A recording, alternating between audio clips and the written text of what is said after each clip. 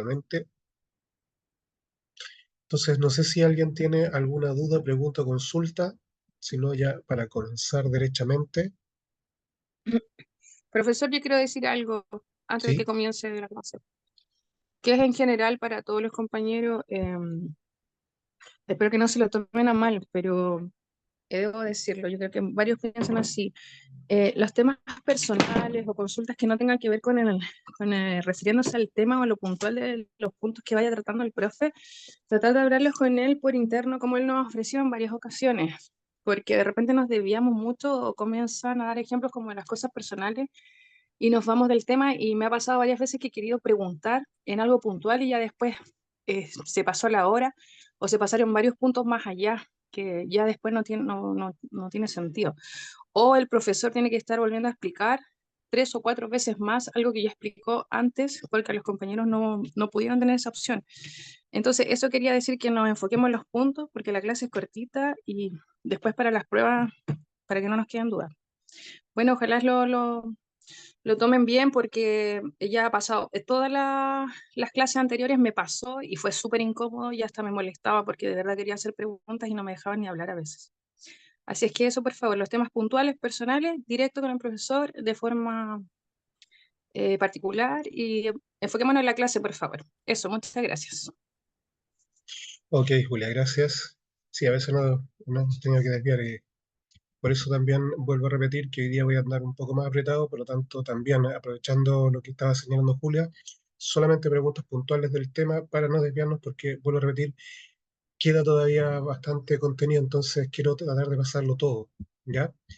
Maricel, Buenas tardes, profe.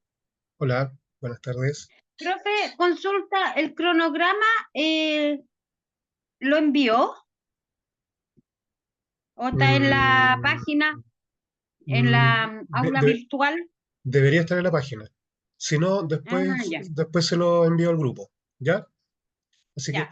ahí Profe, avísenme por WhatsApp si está, y si no, me avisan y yo se los envío por WhatsApp. profe, ¿Sí? cortito, referente a lo que dice la compañera, yo creo que igual es usted el profesor, no es ella. Y usted es el que da la palabra. Así que yo considero que su comentario está de más porque somos personas adultas. O sea, a mi modo de parecer. Ok, Eso era, profe. ok, Gracias. gracias Marisela, o Maricel, perdón. Bueno, vamos entonces de lleno con lo que nos toca ver hoy día. Habíamos quedado en el artículo 129 que dice relación con la detención del delincuente o de la persona que esté cometiendo un delito, un delito flagrante. Y el artículo 130 del CPP nos indica, nos señala qué debemos entender nosotros por situación de flagrancia, es decir, cuándo nosotros podemos entender que una persona está cometiendo un delito flagrante.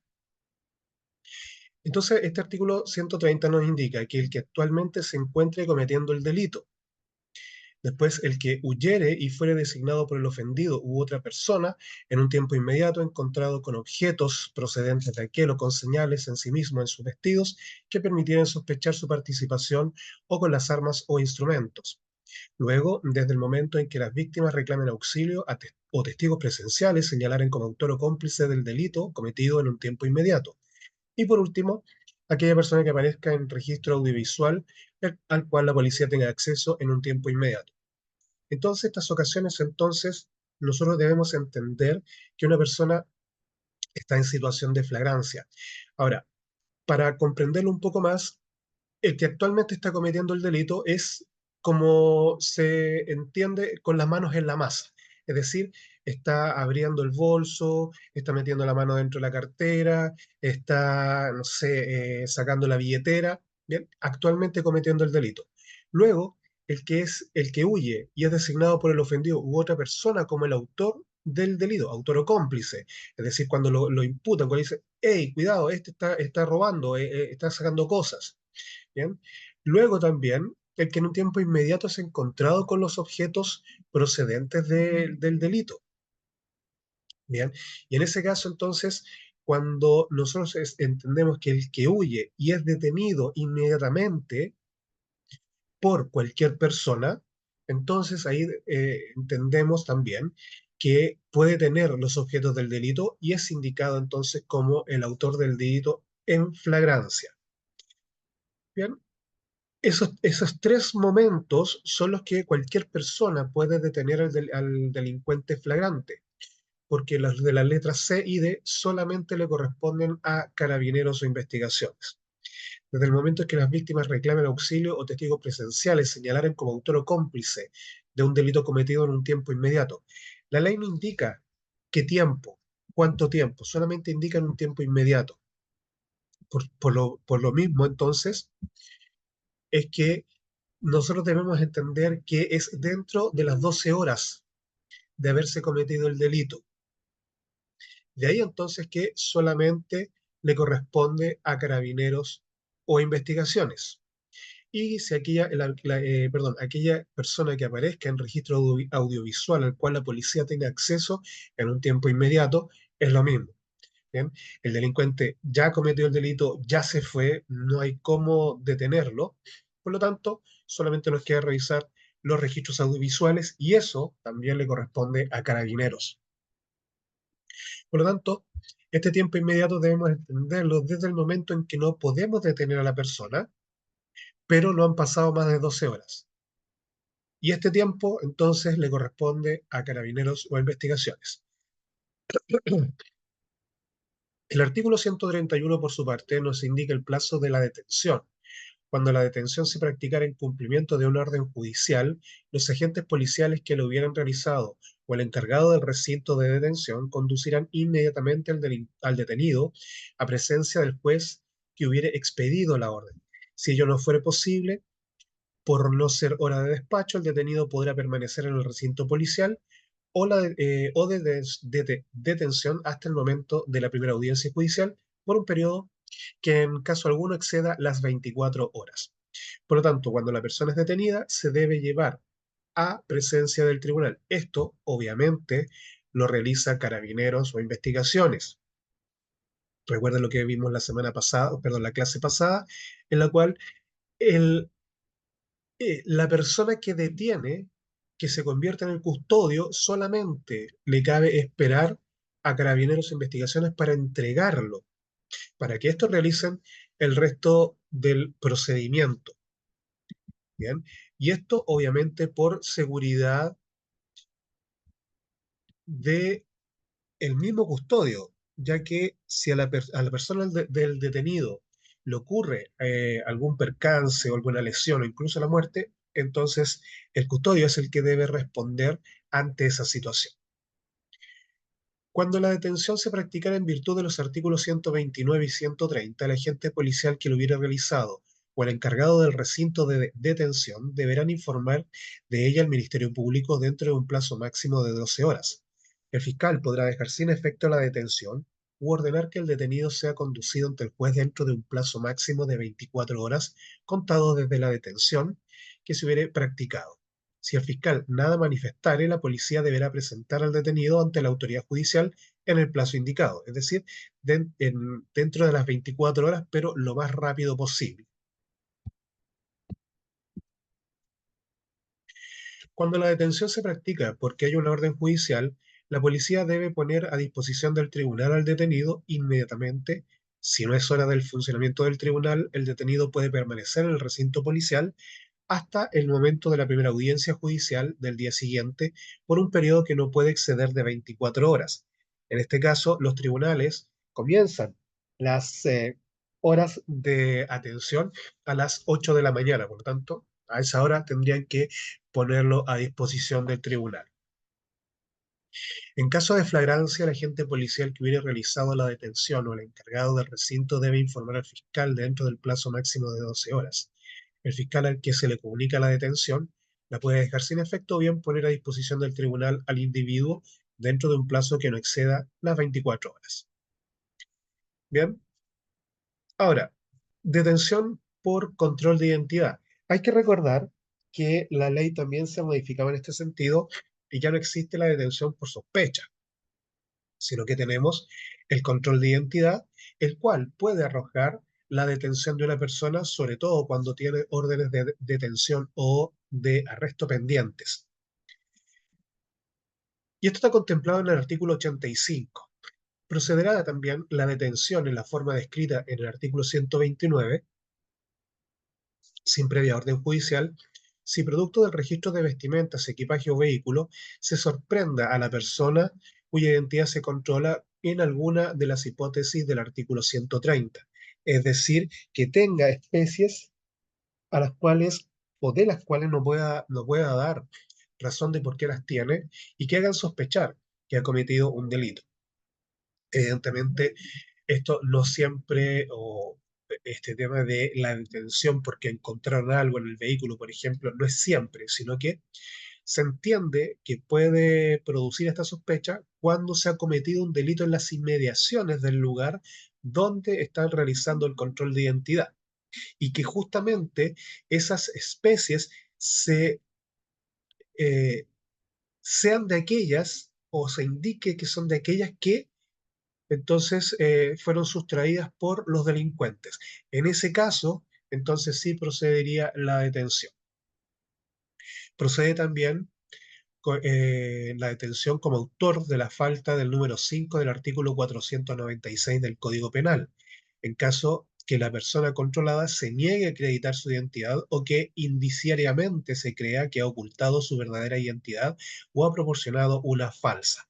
Por lo tanto, en este caso, cuando cuando no se quiere dar la identidad, cuando la persona no se quiere identificar o cuando se entiende por carabineros también o por personal de la PDI que puede falsear la identidad, entonces también se tomará detenida la persona para llevarla a la unidad policial y ahí corroborar la identidad.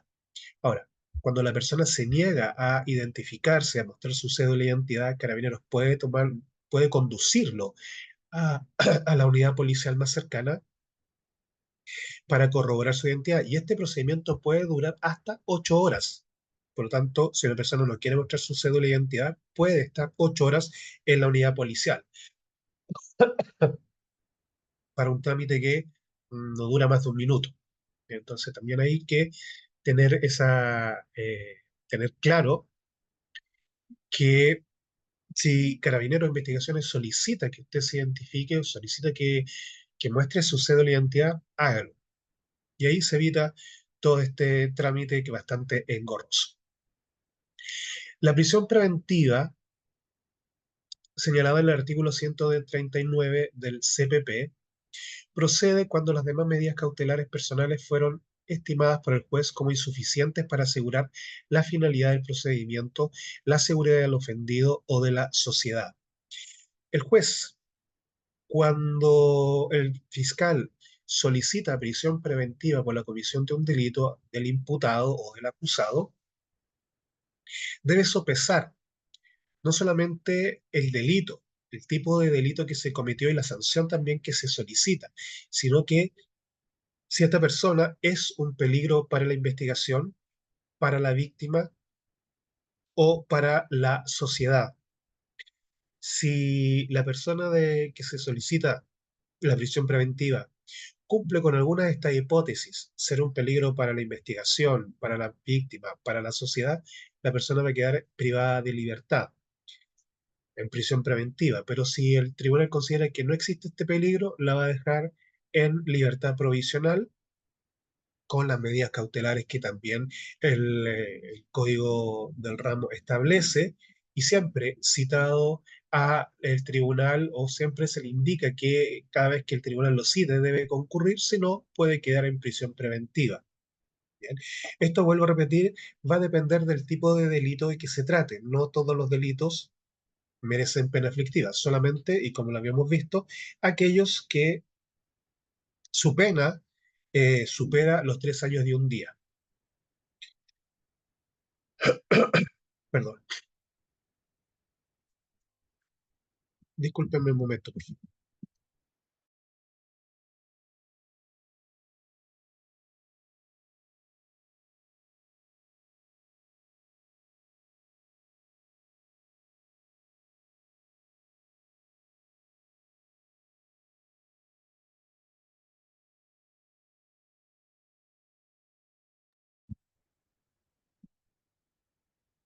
Ahora, la prisión preventiva, de acuerdo a lo que establece la ley y también la doctrina es la última ratio que utiliza el tribunal para asegurar la investigación, la seguridad de la víctima y la seguridad de la sociedad.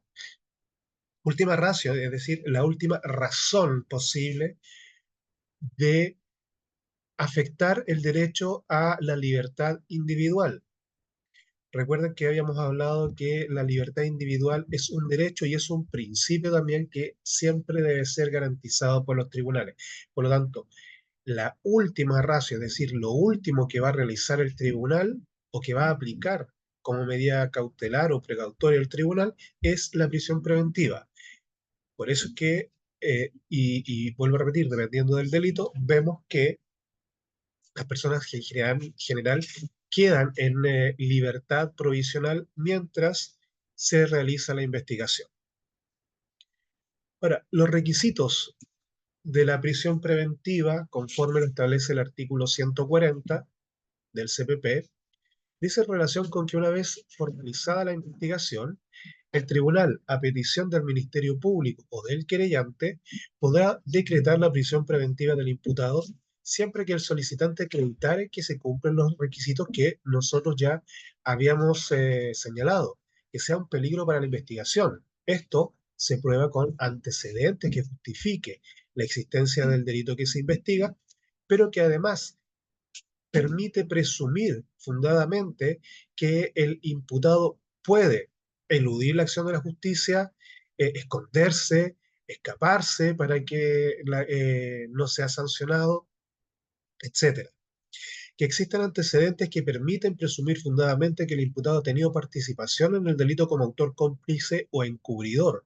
También es importante que el tribunal tome conocimiento y se haga la idea que efectivamente la persona a la cual se le está imputando el delito posiblemente lo ha cometido y que existan antecedentes calificados que permitieran al tribunal considerar que la prisión preventiva es indispensable para el éxito de las diligencias precisas y determinadas de la investigación, o que la libertad del imputado es peligrosa para la seguridad de la sociedad o del ofendido, o que existe peligro de que el imputado se dé la fuga conforme a las disposiciones de los incisos siguientes.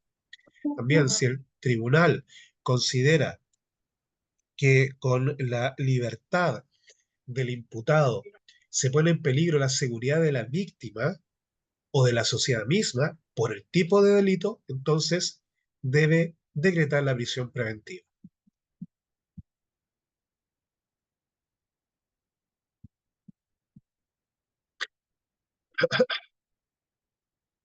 Es importante tener en cuenta que no se puede decretar prisión preventiva antes de la formalización de la investigación, porque hay que recordar también que antes de la formalización de la investigación existe una investigación desformalizada, que es la que lleva el ente persecutor, es decir, el Ministerio Público, para determinar si corresponde o no iniciar una investigación penal para sancionar el delito.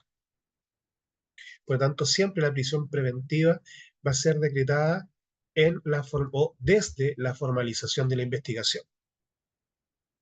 Ahora, de acuerdo a la doctrina también, existen otros tipos de requisitos. El fumus bonis iuris, que es la posibilidad de que el imputado haya cometido el hecho ilícito. Aquí deben existir antecedentes que justifiquen la existencia del delito que se investiga. Es decir, debe entenderse que existió un delito.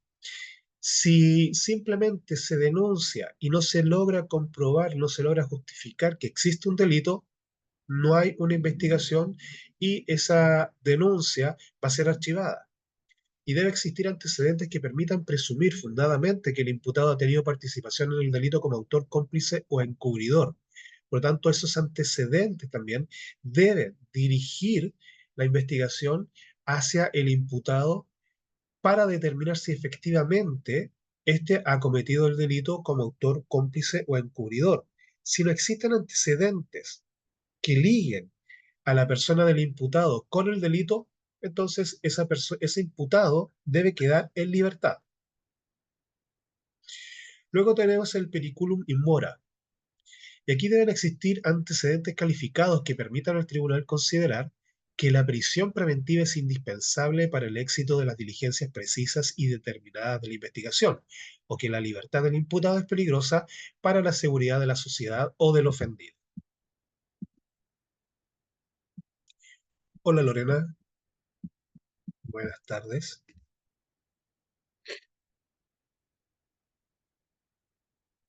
Ahora, estos requisitos, de acuerdo a la doctrina, son copulativos, es decir, deben ir en conjunto, deben ir unidos, porque si no hay una copulatividad, entonces tampoco se da el requisito para la prisión preventiva.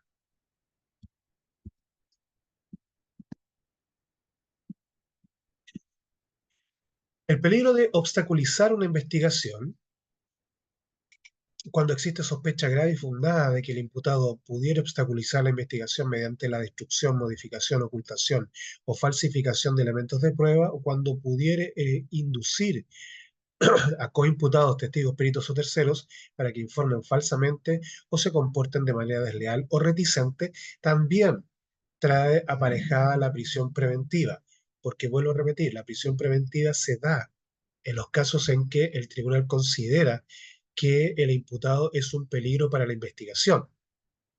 Por lo tanto, cuando la persona del imputado es un peligro para la investigación, cuando obstaculiza esta, ya sea destruyendo, modificando, ocultando, complotando, induciendo, etc.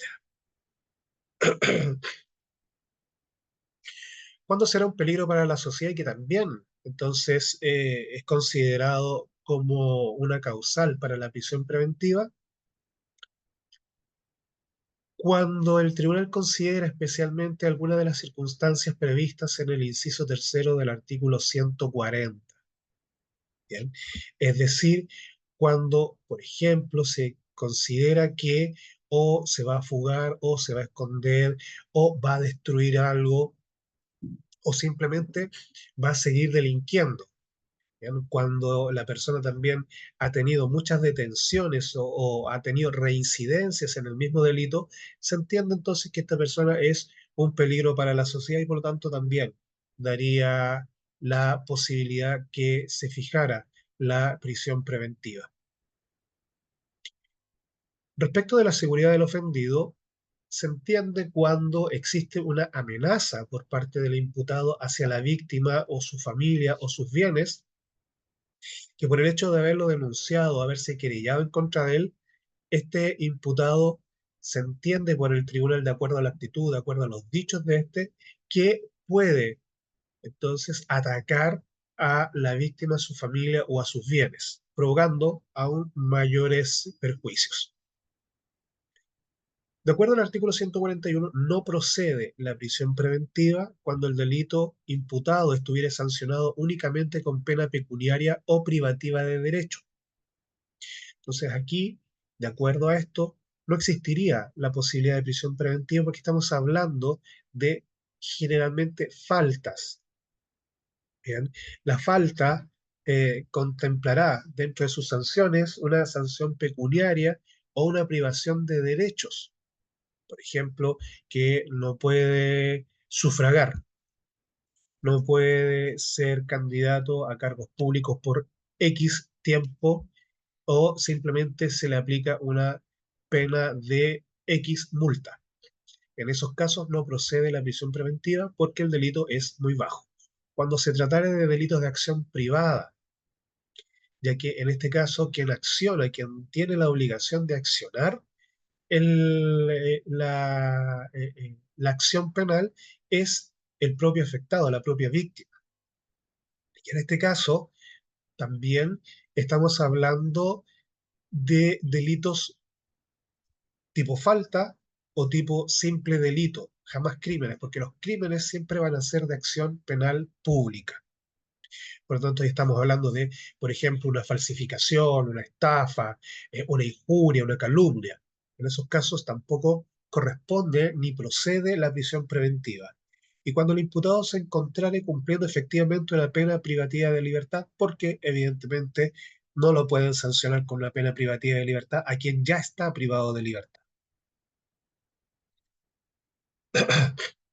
La tramitación de la solicitud de prisión preventiva está señalada en el artículo 142 del CPP y este artículo establece que podrá plantearse la solicitud en forma verbal en la audiencia de formalización de la investigación, de la audiencia de preparación del juicio oral o en la audiencia de juicio oral. Tal como él señalé, entonces, la prisión preventiva solamente operará desde la formalización de la investigación en adelante. La audiencia de formalización y la audiencia de preparación del juicio oral se desarrollan ante el juez de garantía y la de juicio oral ante el tribunal oral en lo penal. Bien podrá solicitarse en cualquier etapa de la investigación respecto del imputado contra quien se hubiera formalizado esta, caso en el cual el juez fijará una audiencia para la resolución de la solicitud, citando a ella al imputado, su defensor y los demás intervinientes. Porque recuerden que uno de los principios del procedimiento penal es que es oral y se resuelve todo en audiencia, por regla general. Por lo tanto, si se solicita por parte del Ministerio Público, por parte del querellante, que se someta a prisión preventiva al imputado, eso debe tratarse en una audiencia especial que se cita para tal efecto y que evidentemente está dentro de la audiencia correspondiente, ya sea de formalización de la investigación, de preparación del juicio oral o de juicio oral. La presencia del imputado y su defensor constituyen un requisito de validez de la audiencia en que se resolviera la solicitud de prisión preventiva, ya que no se puede por parte del tribunal fijar o establecer prisión preventiva si el imputado no está presente. Entonces, uno de los requisitos de validez, o el gran requisito de validez, es que el imputado y su defensor estén presentes, porque tampoco basta con que el imputado esté presente si no está su defensor, porque estaríamos entonces contraviniendo uno de los principios fundamentales también de lo que es el derecho, y en este caso la audiencia, que es el principio del debido proceso, el principio de igualdad y respeto de los derechos de las personas. Y uno de los derechos de las personas es que debe tener una defensa. Si no está presente el imputado o su defensor, o inclusive a ambos, la audiencia no es válida, se puede interponer un incidente de nulidad procesal si es que, evidentemente, se ha procedido a decretar por parte del tribunal la prisión preventiva en ausencia del imputado y su defensor. Y entonces se puede pedir la nulidad de esa actuación. Disculpe.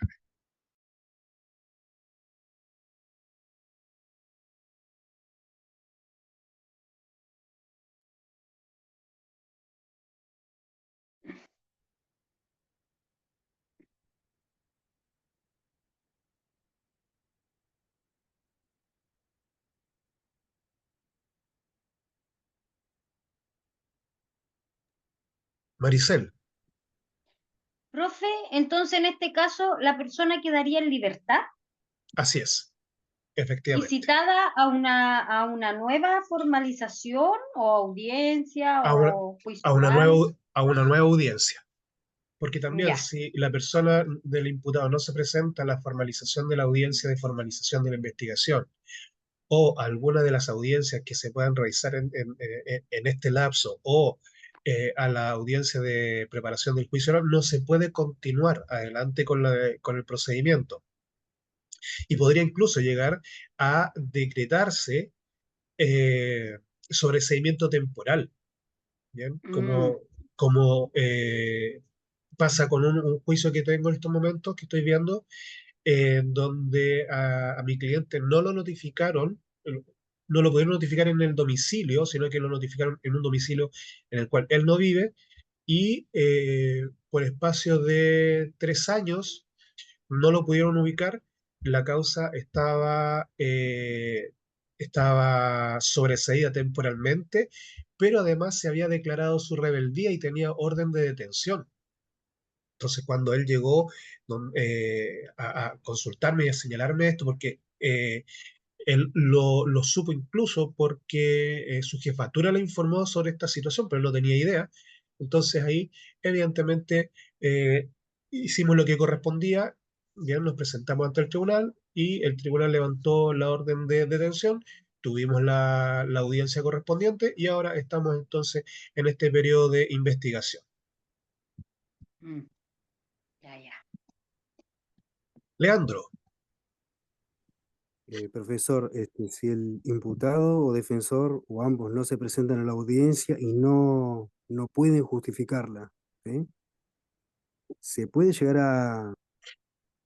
a tener como una consecuencia una infracción al imputado, tal vez? bueno, ¿O una sí, consecuencia de más pena o algo similar? no, si el imputado no se presenta a la audiencia, el tribunal emite un nuevo día y hora para una nueva audiencia, indicando, eso sí, que si no se presenta se va a decretar orden de detención en su contra. Si el defensor no se presenta, el defensor tiene que justificar por qué no se presentó a la audiencia, porque puede ser sancionado por el tribunal. Ah, Ahora, ok, pues eso está. ahora la sanción puede ser para el abogado, defensor, ¿cierto? Puede ser pecuniaria o suspensión del ejercicio de la profesión hasta por 6 meses, Ah, ok. Seis dependiendo meses de la de gravedad. suspensión. Claro. Perfecto. Al concluir la audiencia, el tribunal se pronunciará sobre la prisión preventiva por medio de una resolución fundada, en la cual expresará claramente los antecedentes calificados que justificarán la decisión. Toda resolución que emane del tribunal debe estar justificada. Prisión preventiva. ¿Por qué? ¿Cuáles son los fundamentos que llevaron a decretar esta prisión preventiva? Una medida cautelar o de protección, una orden de alejamiento. ¿Ok? No es solamente decretar el tribunal, sino que tiene que justificar por qué se decreta la orden de alejamiento o de no acercamiento, como se le llame. ¿Por qué se decreta tal o cual acción? Bien, entonces el tribunal siempre debe fundamentar sus decisiones. Lo mismo que con la sentencia también tiene que justificar, no es solamente indicar culpable o inocente, debe justificar por qué llega a esa conclusión. Los recursos relacionados con la prisión preventiva, tanto que mantuviere, negare o revocare la prisión, serán apelables cuando hubieran sido dictadas en una audiencia. No obstará a la procedencia del recurso la circunstancia de haberse decretado a petición de cualquiera de los intervinientes alguna de las medidas cautelares señaladas en el artículo 155. En los demás casos no será susceptible de recurso alguno. Por lo tanto, la prisión preventiva siempre se va a poder apelar, pero cuando ha sido esta dictada en una audiencia. Bien. Es apelable generalmente en audiencia, aunque es poco usual. Porque en la audiencia, cuando yo voy a apelar de alguna resolución, tengo que fundamentar inmediatamente. Por eso que también siempre uno presenta la apelación con posterioridad dentro de los plazos que establece la ley. Para apelar son 5 días, por lo tanto tengo 5 días desde la audiencia para apelar. Si yo quiero apelar en la misma audiencia, tengo que fundamentar en la misma audiencia porque estoy apelando. Un poco más complejo porque ahí no hay un análisis tan profundo de la situación para eh, presentar una buena apelación. Bueno, dijimos que las medidas reales que se pueden aplicar eh, son aquellas que recaen sobre los bienes del imputado y que deben ser decretados, deben ser señalados por el tribunal de garantía, por el juez de garantía.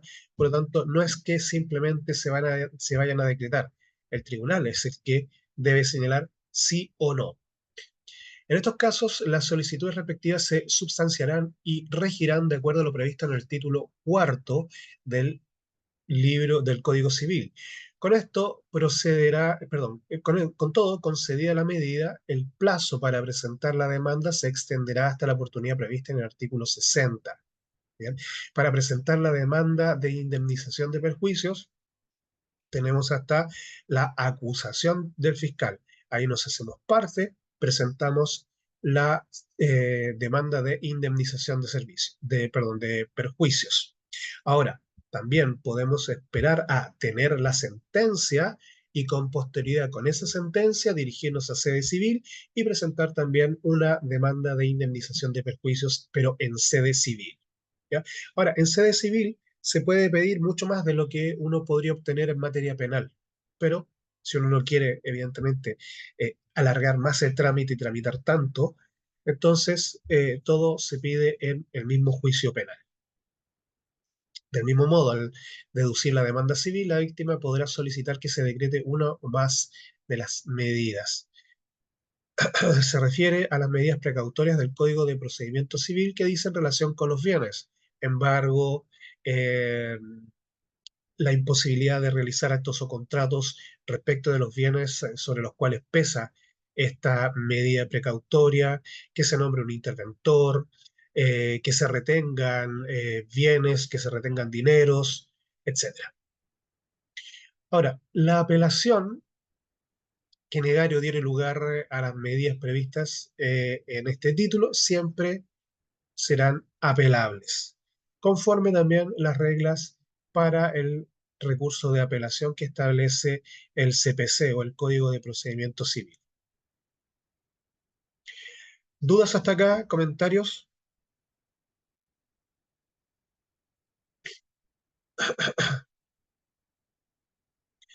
Bien, vamos entonces con Leandro. Profesor, en la imprudencia de la prisión preventiva, vio que se refiere cuando el imputado cumple una pena privativa de su libertad. Ujú.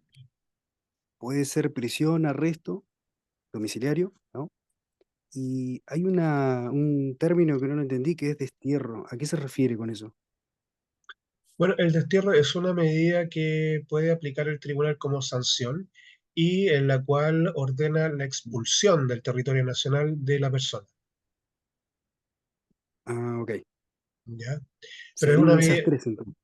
es una medida digamos, una medida bastante dura porque va a depender también del delito. Ahora, esas medidas hoy día no se usan, salvo en el caso de sanciones políticas. Ya, o sea, esas son más bien sanciones de corte político hacia las personas, ¿ya? Porque o es la prisión en cualquiera de sus grados o es la multa también en cualquiera de sus grados. Ok, sí, sería la expulsión del territorio en todo caso. Así es, efectivamente. Ya, Muchas gracias, profe. ahora, donde también se está utilizando mucho el destierro o la expulsión en la ley de extranjería. ¿Ya? Ahí entonces tenemos que la ley establece que la persona extranjera que no cumpla con los requisitos establecidos en la ley o que sobrepase también los plazos establecidos por la ley, sobre todo cuando es turista, puede ser expulsado del territorio de la República. Claro, ese podría ser un ejemplo. Así es. Muchas gracias, profe. Maricel, Profe, ¿y eso, el destierro que usted le llama, es para extranjeros o para nacionales también? O nacionales o sea, extranjeros. oh, ya, gracias. Gracias. Bien, alguien más había levantado la mano, no alcancé a ver quién era. Yo probé Juan Pablo, pero usted me dio Hola, la Juan. respuesta con lo de extranjería. Ok, Gracias. ya. Salidas alternativas ahora. Constituyen una respuesta a la ineficacia de los sistemas criminales mediante la introducción de nuevas formas de solución de los conflictos penales o de alternativas distintas a las ya existentes, que por un lado permiten superar de manera efectiva los innumerables efectos negativos derivados de la utilización del sistema penal, en especial de las penas privativas de libertad, y que por el otro se constituyan en una respuesta socialmente más satisfactoria para la comunidad, para la víctima del delito y para el sujeto responsable del mismo. Ya habíamos hablado de estas salidas alternativas que lo que hacían era salir del juicio antes de llegar a la audiencia de juicio oral, es decir, antes de que existiera una sentencia o de que exista una sentencia condenatoria o absolutoria. Pero estas salidas alternativas, evidentemente, el imputado debe estar de acuerdo con ellas y la víctima en su caso también, porque si no están de acuerdo, el procedimiento debe seguir hasta llegar a la sentencia condenatoria o absolutoria. Tenemos clásico dentro de lo que se entiende como salidas alternativas, la suspensión condicional del procedimiento y los acuerdos reparatorios. Pero también les había comentado que el procedimiento abreviado y el juicio simplificado también se entienden como salidas alternativas porque son juicios más cortos o el juicio se acorta y la sentencia se da en sede del Tribunal de Garantía y no del Tribunal Oral en lo Penal. La suspensión condicional del procedimiento es aquella en que el fiscal, con acuerdo del imputado, podrá solicitar al juez de garantía la suspensión de este procedimiento. En este caso, la manifestación de la víctima no tiene ninguna relevancia, solo el fiscal con el imputado. El juez podrá requerir del Ministerio Público los antecedentes que estimare necesario para resolver. La suspensión condicional del procedimiento podrá, perdón, podrá decretarse si la pena que pudiera imponerse al imputado en el evento de dictarse sentencia condenatoria no excediere de 3 años de privación de libertad, si el imputado no hubiera sido condenado anteriormente por crimen o simple delito, y si el imputado no tuviera vigente una suspensión condicional del procedimiento al momento de verificarse los hechos en materia del nuevo proceso. Por lo tanto, en este caso, el fiscal solicita o señala, señala al tribunal que puede darse la posibilidad de esta suspensión condicional del procedimiento. En ese caso, el imputado debe estar de acuerdo con que se ordene, se suspenda condicionalmente el procedimiento. Pero para eso debe darse estos tres requisitos que acabo de señalar, que el delito no tenga asignada una pena o que dentro de la pena asignada al delito no exceda de los 3 años de privación de libertad, porque recuerden, con 3 años y un día ya tenemos privación de libertad y por lo tanto esta suspensión no se puede solicitar. Por lo tanto, en este caso, la suspensión condicional del procedimiento es para los delitos de falta y simples delitos hasta 3 años. Ahora, también es importante que el imputado no hubiera sido condenado anteriormente por crimen o simple delito y que tampoco tenga vigente una suspensión condicional del procedimiento, porque si tiene vigente una suspensión condicional del procedimiento, esa suspensión se paraliza y se continúa adelante con el delito por el cual estaba con la suspensión, más el delito que se le está imputando en el momento. Y ahí entonces tiene una doble sanción por ambos delitos. ¿Bien? ¿Se comprende? Perfectamente.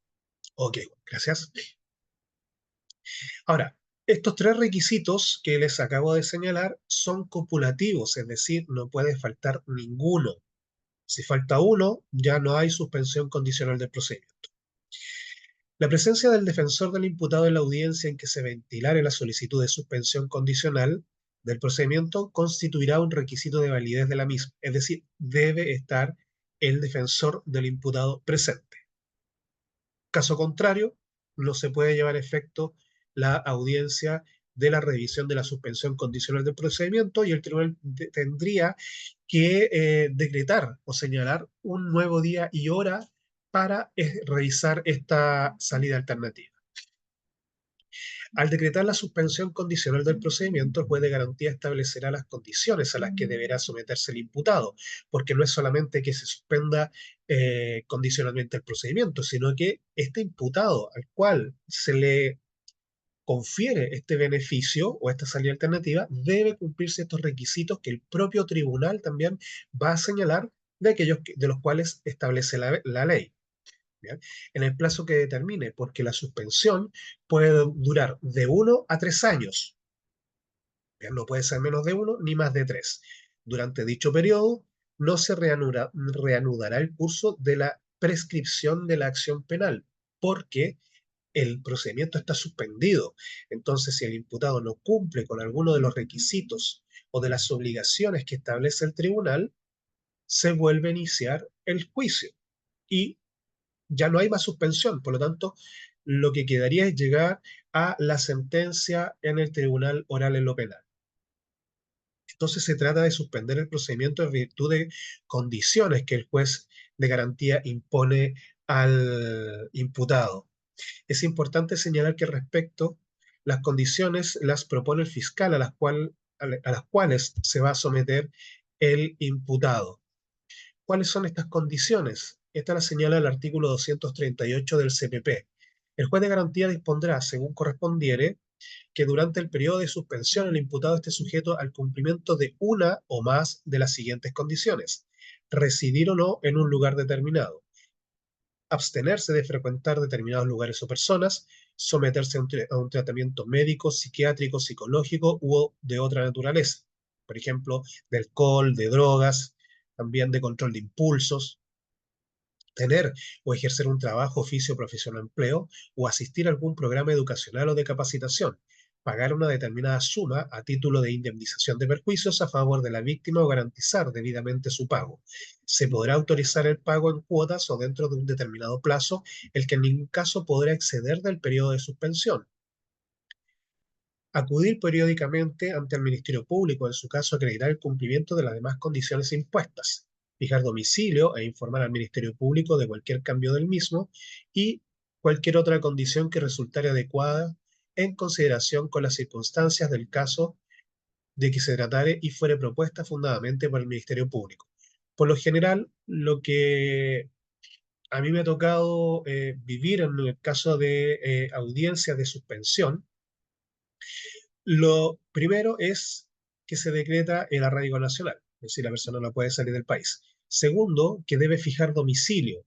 Fijar domicilio, señalar un correo y un teléfono para poder comunicarse con el imputado en caso de cualquier eventualidad. Luego también realizar alguna actividad, obtener un trabajo.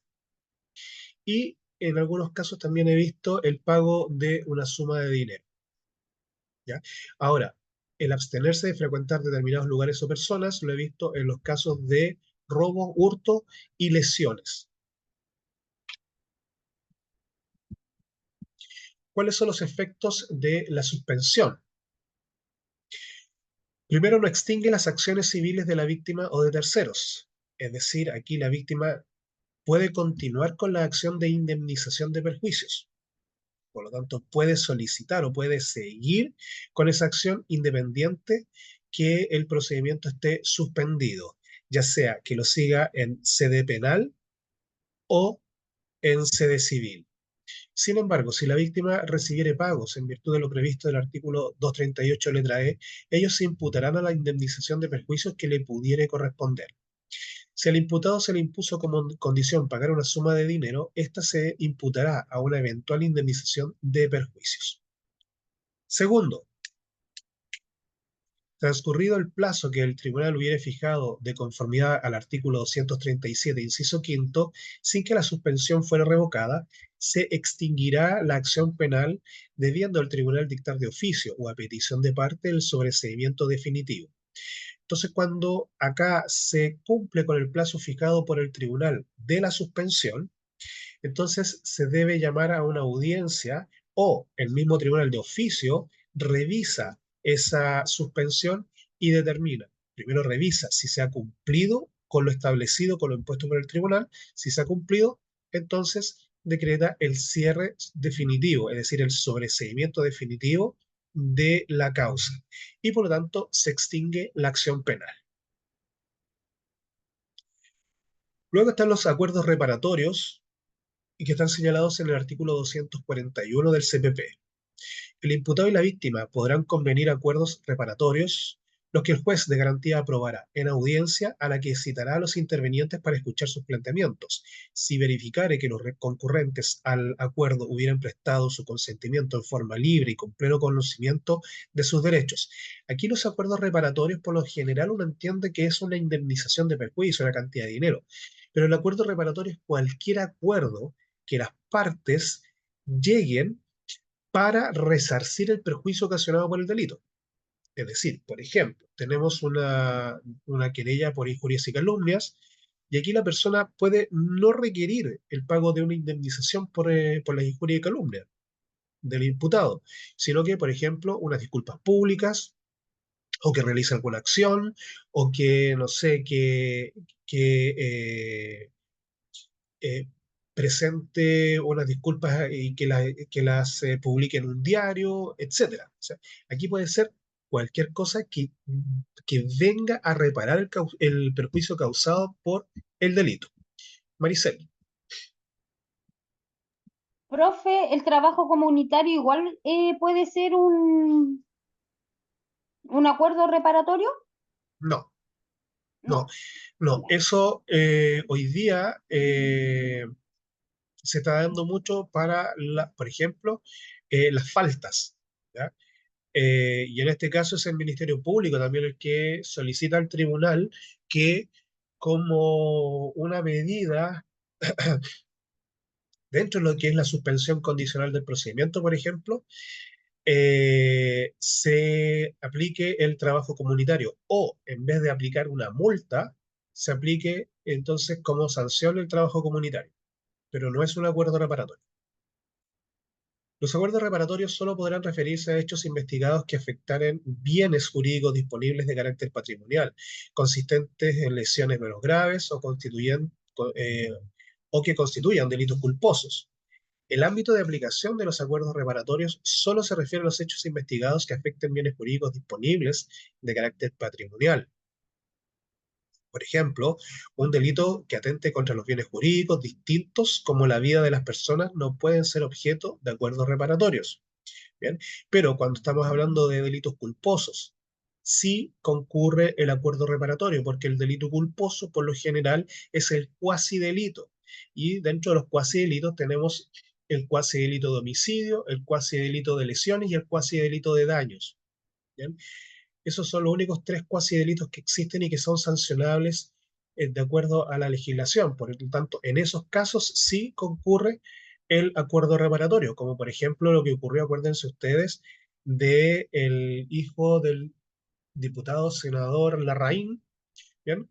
Que, ¿cierto? El delito que cometió fue un cuasi delito de homicidio. Por lo tanto, aquí hubo un acuerdo reparatorio, indemnizaron a, eh, al cónyuge sobreviviente de la persona fallecida. ¿Bien? En consecuencias, Del, no sé quién es Del.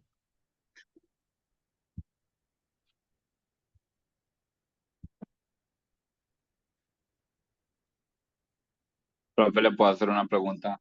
Sí, Juan.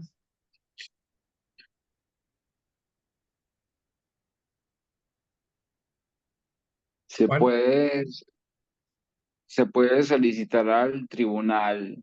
A ver, por ejemplo, en el caso de lo que usted está hablando en cuanto a las libertades vigiladas, ¿cierto? ¿Se puede solicitar el cambio de domicilio después de que se haya realizado o siempre tiene que ser antes el cambio de domicilio de quién.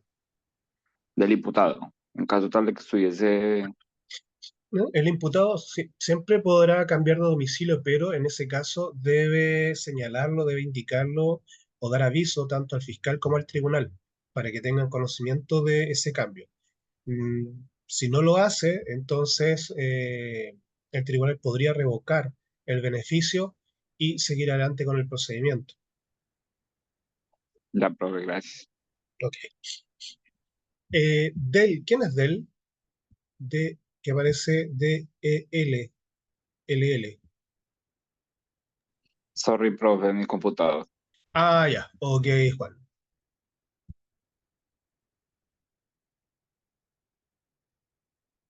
En consecuencia, de oficio o petición del Ministerio Público, el juez negará la aprobación a los acuerdos reparatorios convenidos en procedimientos que versaren sobre hechos diversos de los previstos en el inciso que antecede, o si el consentimiento de los que lo hubieran celebrado no apareciera libremente prestado, o si existiere un interés público prevalente en la continuación de la persecución penal.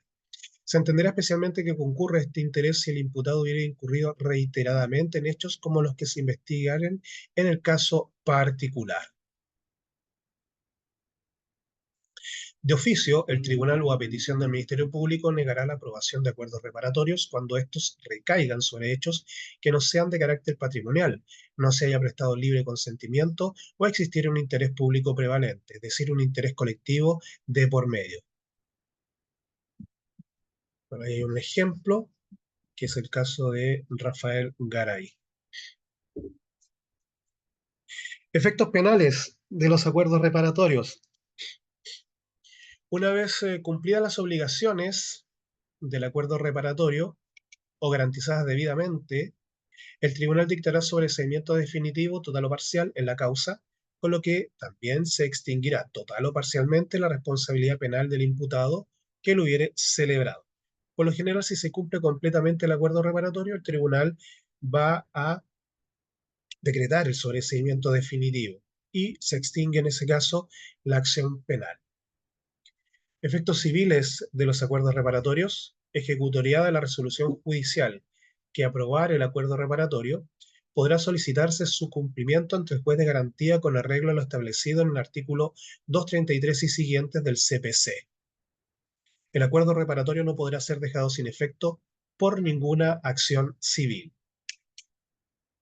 Por lo tanto, una vez que se aprueba por el tribunal de garantía el acuerdo reparatorio, su cumplimiento se puede solicitar o el exigir su cumplimiento se puede solicitar ante el mismo tribunal, en el caso que el acuerdo no se esté cumpliendo por parte del imputado.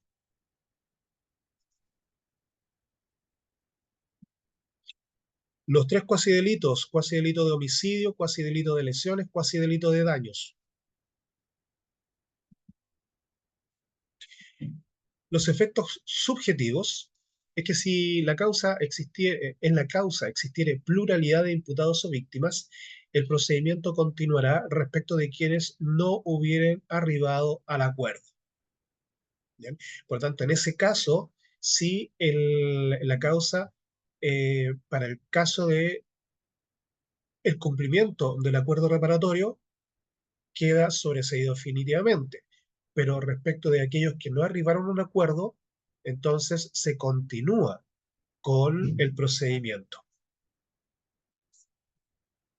La oportunidad para pedir y decretar la suspensión condicional del procedimiento o los acuerdos reparatorios es en cualquier momento posterior a la formalización de la investigación. Si no se planteare en esa misma audiencia la solicitud respectiva, el juez citará a una audiencia a la que podrán comparecer todos los intervinientes en el procedimiento. Por lo tanto, una vez que el Ministerio Público imputa el cargo al imputado, entonces en ese mismo momento puede darse la posibilidad de solicitar la suspensión condicional del procedimiento o de también solicitar el acuerdo reparatorio. Una vez declarado el cierre de la investigación, la suspensión condicional del procedimiento y el acuerdo reparatorio solo podrán ser decretados durante la audiencia de preparación del juicio oral. La suspensión condicional del procedimiento o el acuerdo reparatorio puede pedirse en la audiencia de formalización durante la etapa investigativa hasta la audiencia de preparación del juicio oral.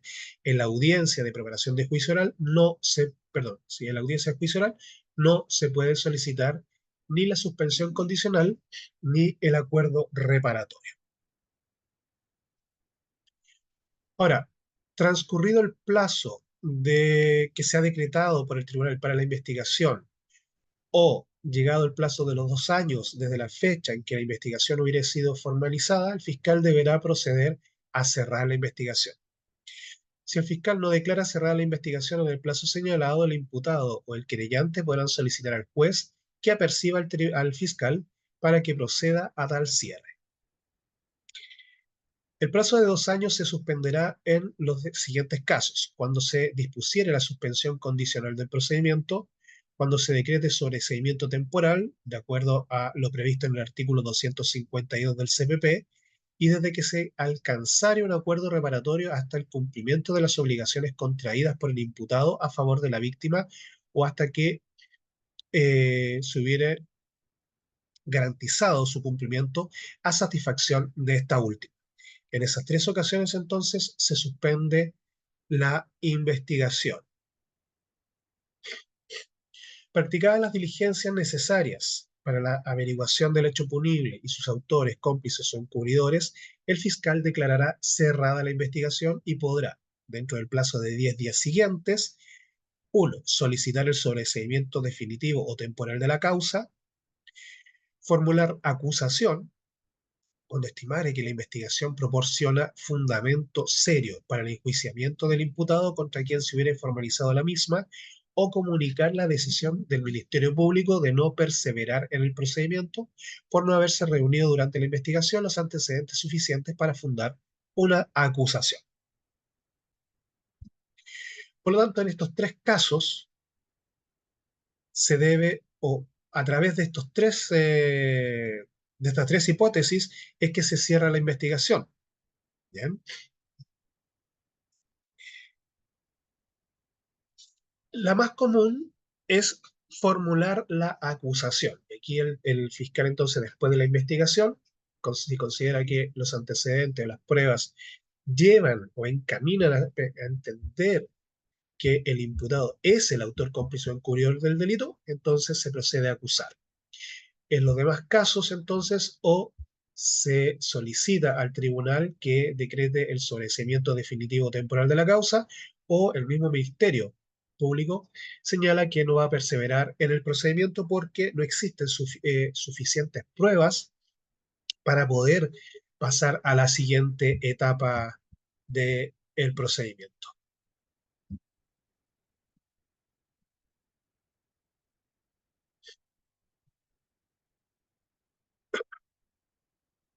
Si una de las partes se desiste de la denuncia,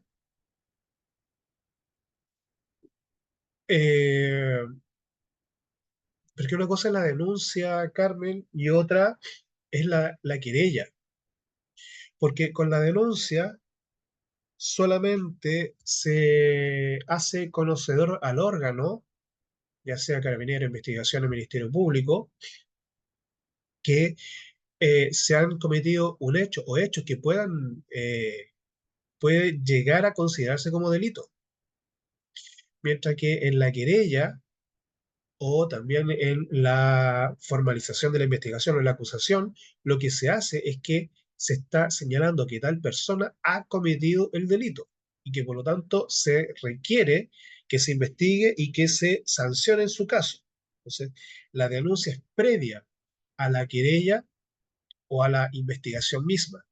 Entonces, si se desiste de la denuncia, aquí en este caso, eh, puede querellarse, ¿bien? Pero no volver a denunciar por el mismo hecho o, y bueno, y por la misma persona también.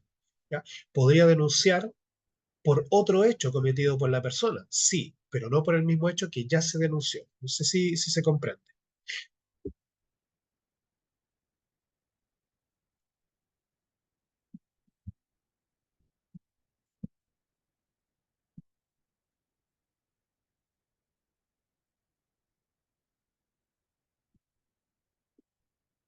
Bien, parece que sí se comprende. Maricel,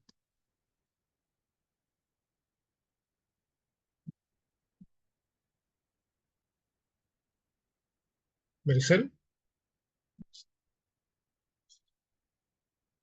Ahí sí.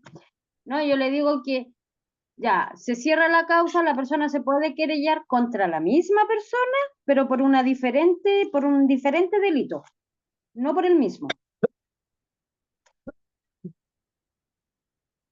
la persona puede desistirse de la denuncia y querellarse, ¿ya? Porque lo que Ujú. hace la denuncia es poner en movimiento al órgano para que se comience a investigar, pero si yo no quiero seguir con la denuncia, sino que prefiero presentar la querella, puedo hacerlo igual, Ah, ¿ya? ya, ya.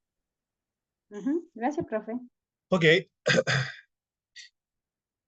8:18. Vamos a un pequeño recreo, ¿les parece? Y a la vuelta continuamos.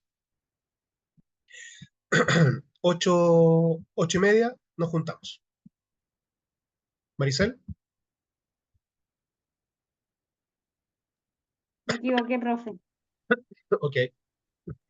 Profe, consulta antes de salir al break. Sí, Profe, ¿qué va a entrar en la prueba del lunes? todo lo que veamos en materia penal. Ah, ya, todo, completo. Ya, Sí, ok. Gracias, profe. ok.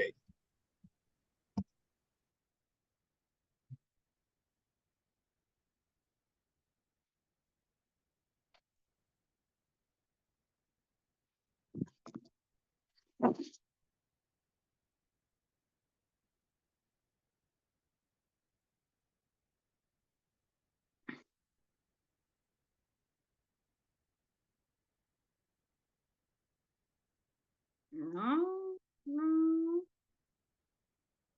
ya no.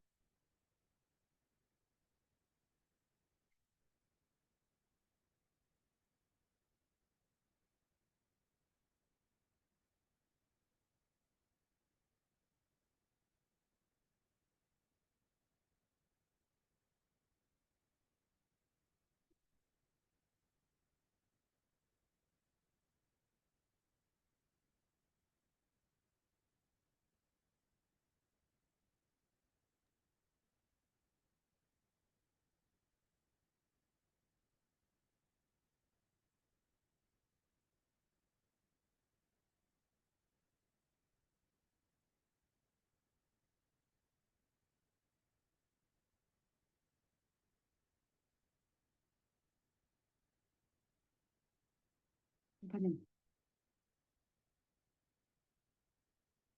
Ah, ya, el 22. Ya, pero lo que llevaba en la carta, eso iba bien. Solamente agregaron más cosas. Wow, qué potente, gallo. Qué potente. Vamos a ver qué sucede.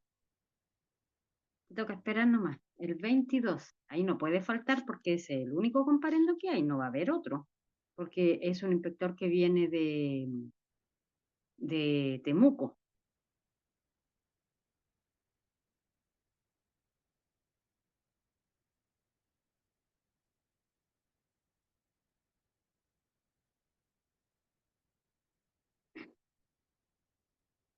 Entonces ahora tu único teléfono es, o el WhatsApp, ese que sale como una cascada, ya no el que sale como transforme. Ese era del trabajo. Compañero, tiene el micrófono abierto. Oh, oh.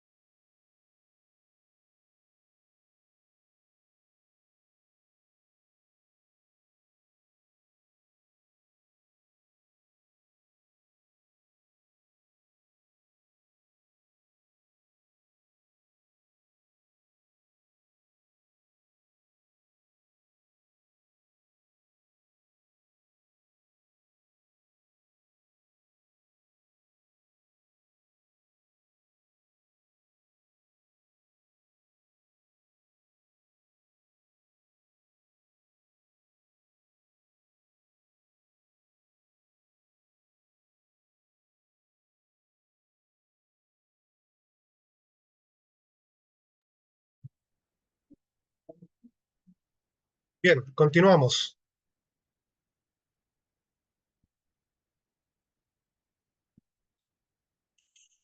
Sobreseimiento. El sobreseimiento es una resolución que puede tener dos efectos: poner término al procedimiento o bien suspender o paralizar el proceso. El sobreseimiento definitivo pone término definitivamente al procedimiento. El juez de garantía decretará el sobreseimiento definitivo cuando el hecho investigado no fuere constitutivo de delito, cuando apareciere claramente establecida la inocencia del imputado, cuando el imputado estuviera exento de responsabilidad criminal en conformidad con el artículo 10 del Código Penal o en virtud de otra disposición legal, cuando se hubiera extinguido la responsabilidad penal del imputado por alguno de los motivos establecidos en la ley, cuando sobreviniere un hecho que, con arreglo a la ley, pusiere fin a dicha responsabilidad y cuando el hecho de que se tratare hubiere sido materia de un procedimiento penal en el que hubiere recaído sentencia firme respecto del imputado. Bueno, nosotros hablamos en la clase pasada del artículo 10 del Código Penal, que es aquel que establece las eximentes de responsabilidad criminal. Por lo tanto, eso es motivo de sobreseimiento definitivo. Y también les había comentado sobre la extinción de la responsabilidad penal respecto de los plazos de prescripción o de extinción de esta responsabilidad penal.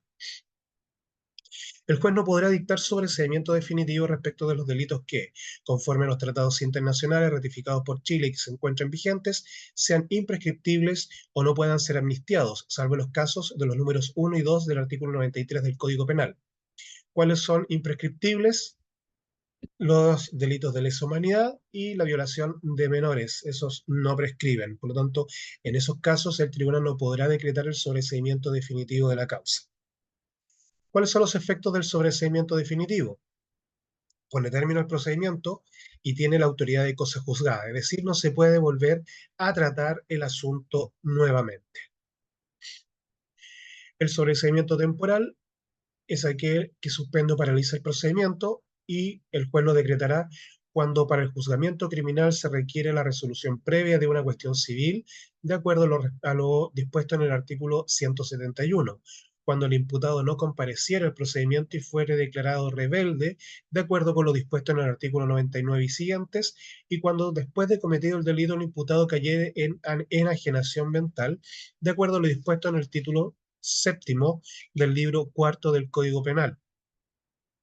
Entonces, cuando en el procedimiento se abre una cuestión civil que debe resolverse previamente, el procedimiento se paraliza, se suspende, hasta que esa cuestión civil se resuelva. En el caso que les había comentado, donde el imputado no comparece y es declarado rebelde, se suspende hasta que el imputado comparezca al tribunal. Y en el caso que después de haber cometido el delito el imputado cae en enajenación mental, también estaríamos frente a una posible eximente de responsabilidad penal por demencia.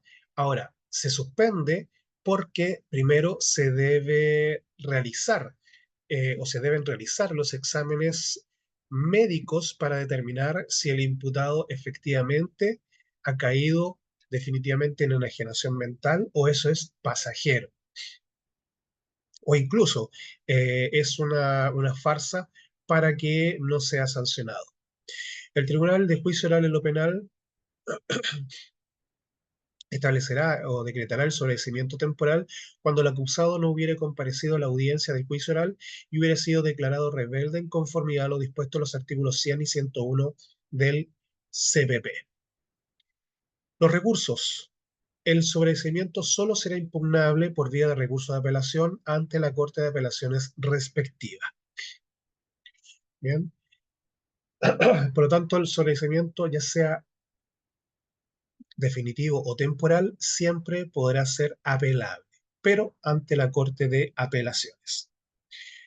Audiencia de preparación de juicio oral. La acusación es el escrito mediante el cual el Ministerio Público manifiesta formalmente su decisión de perseguir la responsabilidad criminal del imputado, y ello ocurrirá cuando estime que existe fundamento serio para acusar, La acusación es escrita y debe contener en forma clara y precisa los requisitos del artículo 259 del CPP, esto es, la individualización de él o los acusados y de su defensor, la relación circunstanciada de él o los hechos atribuidos y de su calificación jurídica, la relación de las circunstancias modificatorias de la responsabilidad penal que concurrieren, aún subsidiariamente de la petición principal, la participación que se atribuye al acusado, la expresión de los preceptos legales aplicables, el señalamiento de los medios de prueba de que el Ministerio Público piensa valerse en juicio, la pena cuya aplicación se solicitare y, en su caso, la solicitud de que se proceda de acuerdo al procedimiento abreviado. Por lo tanto, aquí se debe individualizar tanto el imputado como su defensor. Se deben señalar cuáles son los hechos que se le imputan a la persona y su calificación jurídica, es decir, qué tipo de delito se está imputando y en qué calidad, como autor, cómplice o encubridor. Si existen circunstancias modificatorias de responsabilidad penal, eximentes, atenuantes o agravantes, artículos 10, 11 y 12 del Código Penal. Vuelvo a repetir, la participación, ¿bien? Autor, cómplice o encubridor. También el grado de participación, es decir, grado consumado, grado tentado o grado frustrado. La congruencia que se debe realizar es la obligación que la ley impone en primer lugar al persecutor penal, es decir, el Ministerio Público, en cuanto debe respetar la necesaria correlación entre los componentes fácticos, material y personal de la formalización de la investigación, con aquel señalado en la o las acusaciones, y en definitiva al órgano jurisdiccional en tanto debe respetar la correlación entre los elementos fácticos de la acusación y aquellos que se componen en la sentencia. Este principio cautela fundamentalmente el derecho de defensa del acusado, pues si en la acusación fiscal o el acusador particular agregan hechos distintos a los descritos en la formalización, evidentemente el imputado y su defensor no están preparados para reaccionar a tiempo en procura de elementos de prueba de descargo o refutación. Por lo tanto, este control de congruencia lo tiene que realizar primero el Ministerio Público y luego el Tribunal de Garantía, para que existe una correlación entre los hechos que se le imputaron y los hechos con los cuales se le acusa al imputado, más las pruebas para demostrar tanto que el imputado es culpable o es inocente, porque el Ministerio Público también debe señalar en su caso si el imputado es inocente luego de haber realizado la investigación. Pero en ese caso no llegamos a esta etapa. Presentada la acusación, el juez de garantía ordenará la notificación a todos los intervinientes y citará, dentro del plazo de 24 horas siguientes, a la audiencia de preparación del juicio oral, la que deberá tener lugar en un plazo no inferior a 25 ni superior a 35 días luego de la notificación. Al acusado se le entregará la copia de la acusación, en la que se dejará constancia, además, del hecho de encontrarse a su disposición en el tribunal los antecedentes acumulados durante la investigación. El fiscal presentará la acusación dentro de las 24 horas siguientes. El tribunal cita a los intervinientes a una audiencia de preparación de juicio oral, lo notifica, y esa audiencia debe tener lugar en un plazo no antes de 25 ni menos de 35 días. Por lo tanto, luego de la acusación presentada por el fiscal, el tribunal debe citar a audiencia de preparación de juicio oral para dentro de 25 o entre 25 a 35 días. Por lo general, el tribunal cita para una audiencia dentro de 30 días. Eso es lo que por lo menos he podido ver en tema penal.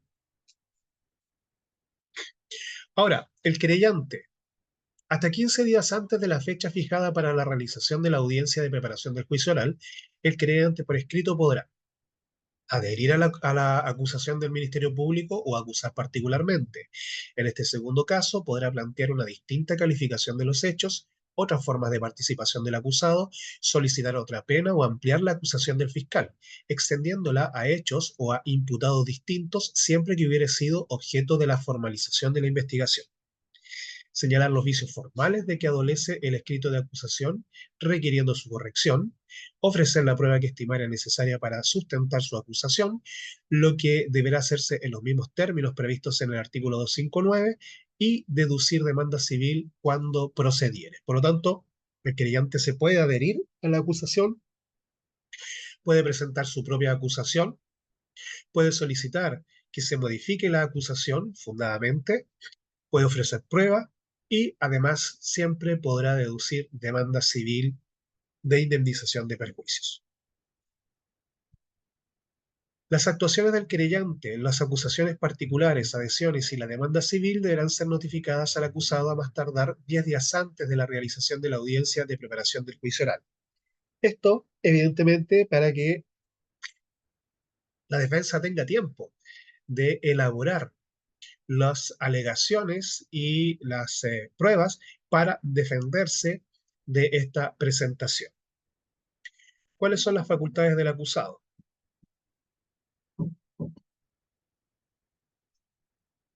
Disculpe, voy con el chat, que habían unas preguntas, parece. Carmen, ¿qué pasa si solo llega la notificación y no se tiene idea de qué se trata? Es que la notificación debe contener todos los antecedentes para que la persona comprenda de qué se trata esa notificación o por qué es esa notificación. No puede ir solamente la notificación de se cita audiencia para tal día y tal hora. Ya debe acompañar los antecedentes suficientes. Además, también la regla general es que el tribunal también fija o señala fecha y hora para la audiencia de preparación del juicio oral, ya con antelación. Y las partes quedan notificadas inmediatamente. Se puede pedir que no está en condición y porque no se tuvo la citación como corresponde. Si se puede alegar eso, ¿para qué? Para pedir una nueva citación para defenderse. No, porque a ver, la notificación de la citación va a establecer una fecha, que por regla general son 30 días después de la notificación para la audiencia. No es que se notifica e inmediatamente es la audiencia de perdón, de preparación del juicio oral. ¿Ya? Aquí, Carmen, lo que establece la ley es que el tribunal tiene un día de plazo para proceder a la notificación de la audiencia para 25 a 35 días después. Por lo tanto, el imputado tiene un plazo de 25 a 35 días para preparar la defensa.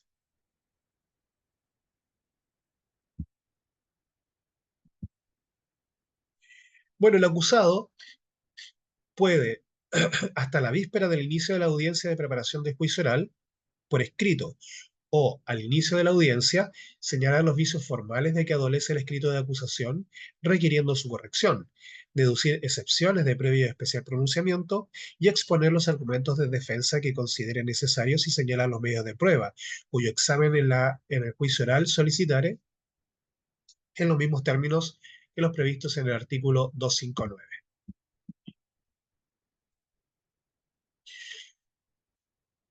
La audiencia se desarrolla de tal forma, o sea, de tal manera.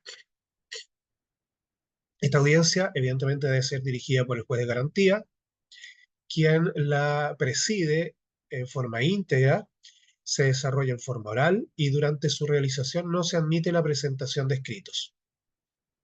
Después, al inicio de la audiencia, el juez de garantía hará una exposición sintética de las presentaciones que hubieran realizado los intervinientes. Si el imputado no hubiera ejercido por escrito las facultades previstas en el 263, el juez le otorgará la oportunidad de efectuarla verbalmente, es decir, la defensa. La presencia del fiscal y del defensor del imputado durante la audiencia constituye un requisito de validez de la misma, por lo tanto, no pueden faltar ni el fiscal ni el defensor. Si falta alguno de ellos, la audiencia no se lleva a cabo y entonces en este caso los abogados pueden ser sancionados también si es que no señalan por qué no han asistido a la audiencia.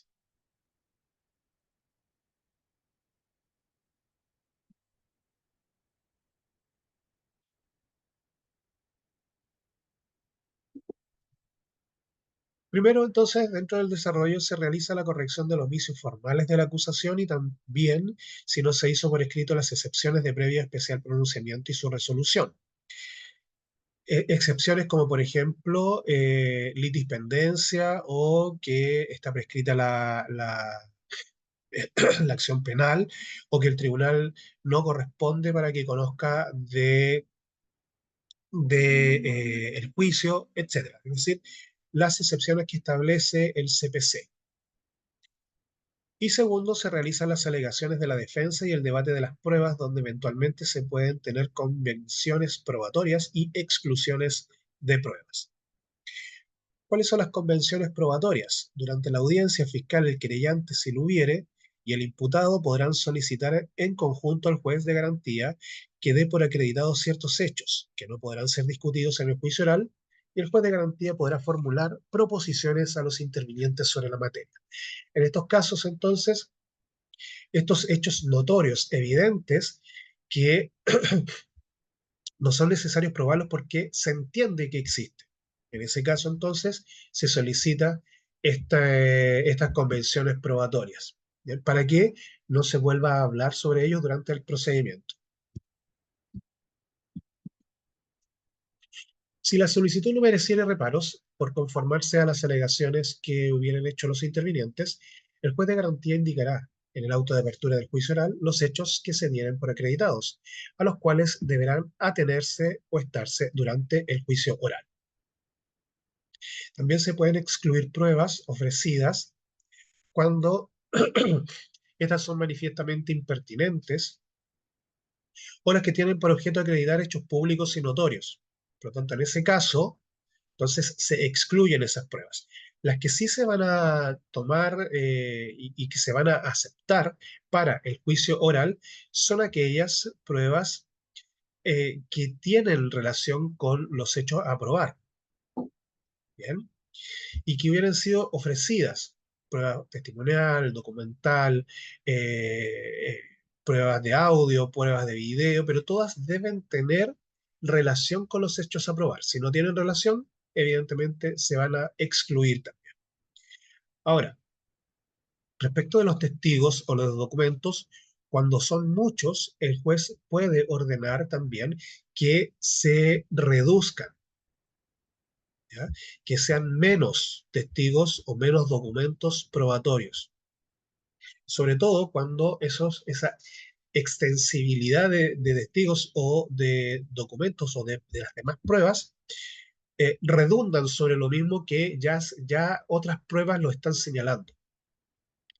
Del mismo modo, el juez excluirá las pruebas provenientes de actuaciones o diligencias que hubieran sido declaradas nulas y aquellas que hubieran sido obtenidas con inobservancia de garantías fundamentales, es decir, aquellas pruebas que se han obtenido por coacción, por amenaza, por tortura.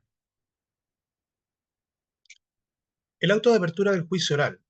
Al término de la audiencia, el juez de garantía dictará el auto de apertura del juicio oral, el que debe indicar el tribunal competente para conocer del juicio oral, o las acusaciones que deberán ser objeto del juicio y las correcciones formales que se hubieran realizado en ellas, la demanda civil, los hechos que se dieren por acreditados en conformidad con lo dispuesto en el artículo 275, las pruebas que deberán rendirse en el juicio oral de acuerdo a lo previsto en el artículo anterior, y la individualización de quienes hubieran sido citados a la audiencia de juicio oral, convención de los testigos a los que debiere pagarse anticipadamente los gastos de traslado y habitación y los montos respectivos. Porque en el caso de la citación de los testigos, la Fiscalía tiene la obligación de entregar los medios necesarios para que los testigos se puedan movilizar y si se perdón, y si se deben quedar en el lugar del juicio, deben entonces entregarle los medios también para la estadía, siempre y cuando, evidentemente, los testigos lo solicitan. El auto de apertura de juicio oral solo será susceptible de recurso de apelación cuando lo interpusiera el Ministerio Público, por la exclusión de pruebas decretadas por el juez de garantía de acuerdo a lo previsto en el inciso tercero del artículo presente. Este recurso será concedido en ambos efectos, es decir, se paraliza el procedimiento mientras se resuelve esta apelación en la Corte de Apelaciones respectiva. Lo dispuesto en este inciso se entenderá sin perjuicio de la procedencia, en su caso, del recurso de nulidad en contra de la sentencia definitiva que se dictara en el juicio oral conforme a las reglas generales. Si se excluyeran por resolución firme pruebas de cargo que el Ministerio Público considere esenciales para sustentar su acusación en el juicio oral respectivo, el fiscal podrá solicitar el sobreseimiento definitivo de la causa ante el juez competente, el que la decretará en audiencia convocada al efecto. Porque claro, si el Ministerio Público no tiene pruebas para sustentar su acusación, entonces debe solicitar que este juicio se sobresea. El juicio oral. El juez de garantía hará llegar el auto de apertura de juicio oral al tribunal competente dentro de las 48 horas siguientes al momento en que quede firme. También pondrá a disposición del tribunal de juicio oral, en lo penal, las personas sometidas a prisión preventiva o a otras medidas cautelares personales. Todo esto lo informa el tribunal de garantía al tribunal de juicio oral en lo penal. Una vez distribuida la causa, cuando procediere, el juez presidente de la sala respectiva procederá de inmediato a decretar la fecha para la celebración de la audiencia del mismo, la que deberá tener lugar no antes de 15 y después de 60 días desde la notificación del auto de apertura de juicio oral. Una vez concluida la audiencia de preparación del juicio oral, el juez de garantía deberá dictar este auto de apertura y, como lo señalé, enviar los antecedentes dentro de las 48 horas siguientes a que esta resolución quede firme. Maricel. Profe, le voy a Sí. hacer una pregunta que a lo mejor para algunos sonará hasta chistosa. ¿Ah? Bueno. Porque uno siempre cuando lee, o sea, o cuando me ha tocado leer así como demanda y cosas, dice, o resoluciones, autos. ¿Qué significa la palabra auto en lo que es lo jurídico? El expediente. Ah, ya. O en este caso, como estamos en lo digital, es la carpeta. Auto.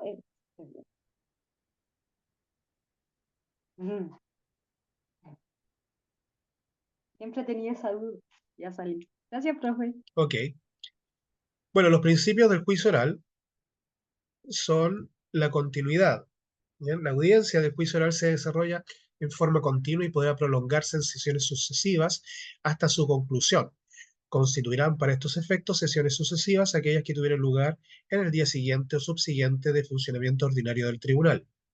Es para evitar que los jueces pierdan el conocimiento de la causa que, valga la redundancia, están conociendo que los testigos en los casos de disponer de prueba testimonial puedan ser objeto de alguna influencia externa y además por la importancia que tienen los bienes jurídicos de resguardar el derecho penal, se hace necesario que se obtenga entonces una resolución judicial lo más pronto posible y de la forma más expedita. Por lo tanto, las audiencias son continuas en caso que deba realizarse más de una audiencia. La suspensión de la audiencia podrá suspenderse hasta por 2 veces solamente por razones de absoluta necesidad y por el tiempo mínimo necesario de acuerdo al motivo de suspensión, y reanudarla efectuando un breve resumen de los actos realizados hasta ese momento. La audiencia del juicio se realiza con la presencia ininterrumpida de los jueces que integran el tribunal y del fiscal, sin perjuicio de lo descrito en el artículo 258. El acusado debe estar presente junto con su defensor. Ahora, el tribunal podrá autorizar la salida de la sala del acusado cuando éste lo solicitare, ordenando su permanencia en una sala próxima. Asimismo, el tribunal podrá disponer que el acusado abandonare la sala de audiencia cuando su comportamiento perturbare el orden. En ambos casos, el tribunal adoptará las medidas necesarias para asegurar la oportuna comparecencia del acusado.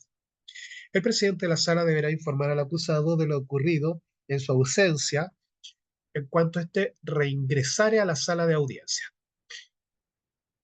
Ya había señalado que la presencia del defensor es necesario, es un requisito de validez y por lo tanto también la no comparecencia constituirá abandono de la defensa y obligará al tribunal a la designación de un defensor penal público nuevo, lo que evidentemente atrasará el procedimiento, porque se tiene que suspender la audiencia. La audiencia es pública, salvo excepciones en las cuales se busca proteger la integridad, del honor o intimidad de cualquier persona, como en los casos emblemáticos de connotación pública. Los incidentes se promueven en la misma y se resuelven en la misma audiencia. todo el debate es oral y siempre se debe estar, obviamente, bajo la dirección del juez, quien dirige el debate y por consiguiente también mantiene la disciplina y el orden de la audiencia, además de determinar las amonestaciones y sanciones a cualquiera de los intervinientes cuando lo estime necesario. Entonces el juicio se desarrolla a partir de alegatos, el alegato de apertura por parte del fiscal, del querellante y del defensor. La finalidad de los alegatos de apertura es instruir al tribunal sobre la causa que va a conocer, los hechos que dieron pie a la formalización, que son parte de la investigación y también de las acusaciones que se está debatiendo en juicio. El delito, la pena asignada al mismo delito y la participación que tuvo él o los imputados en el delito y que ahora son acusados. Bien, ilustran al tribunal las pruebas que van a rendir afirmando su postura. Luego viene la rendición de pruebas y aquí se rinde toda la prueba ofrecida por las partes, pero que fueron aprobadas en la audiencia de preparación del juicio oral. El tribunal debe fundamentar respecto de las pruebas que fueron acogidas y las que fueron desestimadas para la resolución del conflicto. Se puede presentar todo tipo de pruebas: películas cinematográficas, fotografías, fonografías, videograbaciones, sistema de reproducción de imagen o de sonido, versiones taquigráficas y en general cualquier medio apto para producir fe al tribunal respecto del delito que se está o de lo que se está tratando en el juicio. Y el tribunal determinará la forma de su incorporación al procedimiento, adecuándola en lo posible al medio de prueba más análogo. Luego de rendirse las pruebas, vienen los alegatos de clausura y el juez presidente de la sala otorgará sucesivamente la palabra al fiscal, al acusador particular, al actor civil y al defensor para que expongan sus conclusiones, buscando resaltar aspectos positivos de la prueba propia o resaltar aspectos negativos de la prueba contraria para persuadir al tribunal respecto del asunto sometido a su conocimiento. El acusado puede también realizar declaraciones si así lo estima pertinente y conveniente. Luego, el tribunal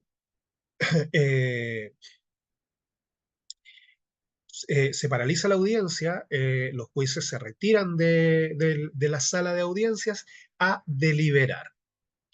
Después de esa deliberación, que debe ser en privado, el tribunal señala cuál es el veredicto. ¿Bien? Ahora, nadie podrá ser condenado por delito sino cuando el tribunal que lo juzgare adquiere, más allá de toda duda razonable, la convicción de que realmente se hubiera cometido el hecho punible objeto de la acusación y que en él hubiera correspondido al acusado una participación culpable y penada por la ley. El tribunal formará su convicción sobre la base de la prueba producida durante el juicio oral.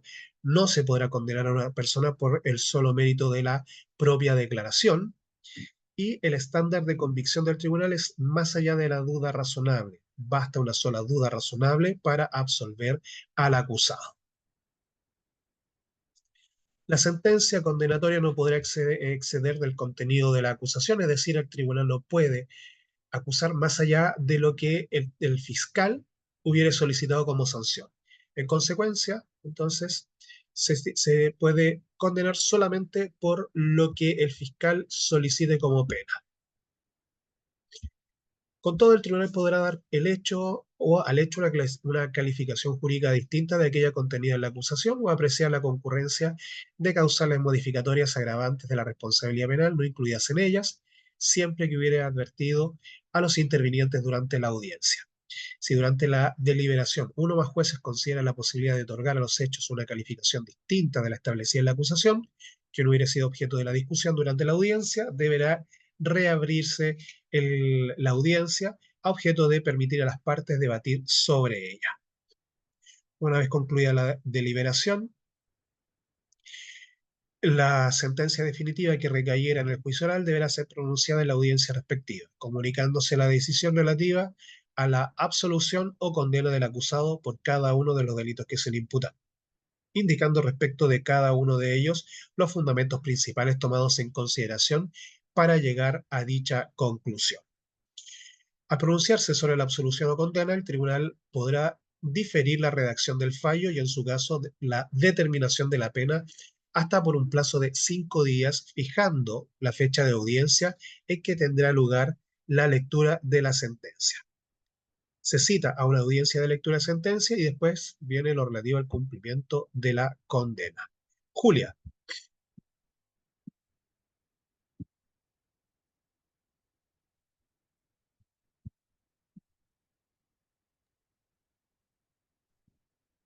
Julia.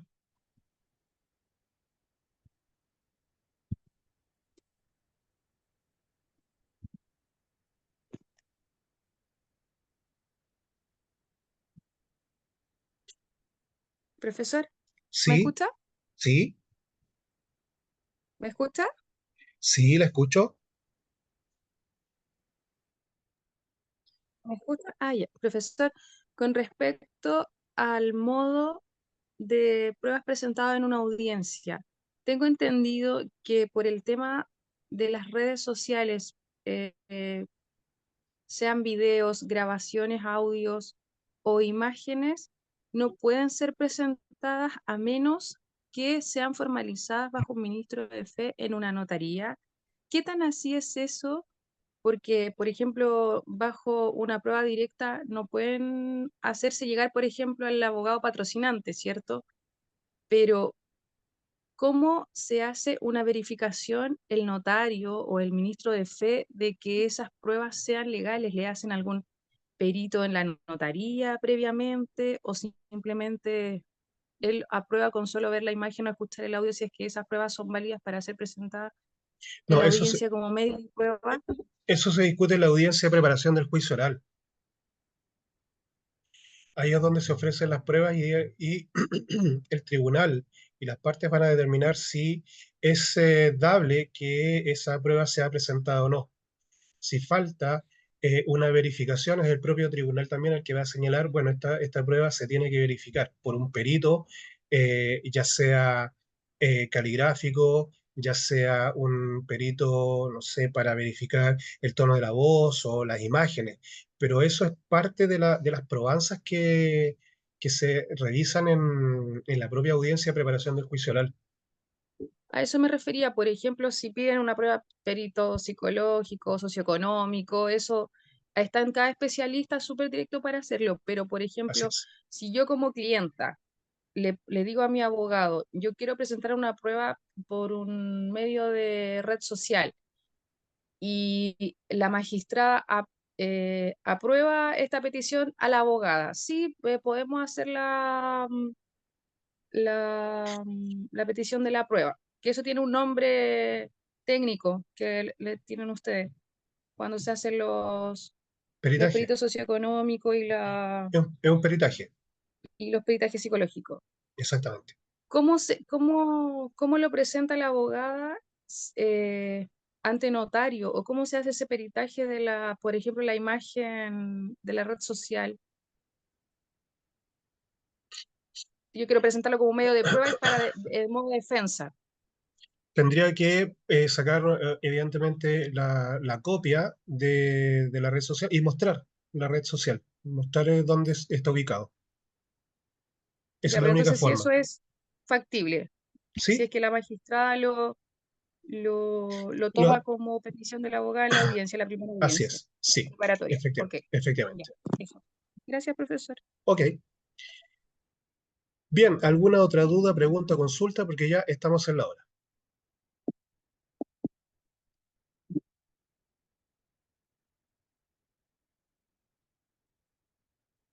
Dejo de grabar entonces.